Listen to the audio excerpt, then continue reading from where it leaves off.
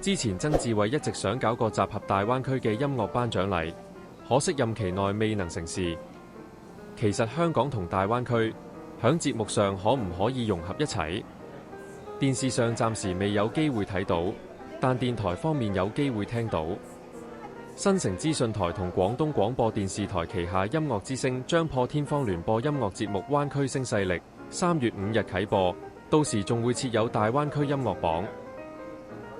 節目會兩台各派出主持聯播，推介兩地最新音樂、歌手訪問及文化交流內容。睇嚟香港歌手又多一個平台俾更多內地樂迷認識。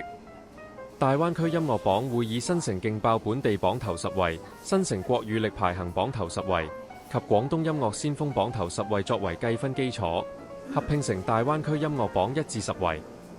至於下一個目標，就係集合兩地嘅音樂活動大灣區音樂盛典，打造一個大灣區年度音樂盛事。馬俊偉於2024年上任後，真係做咗唔少創舉，厲害！我係洪士仁，下集見。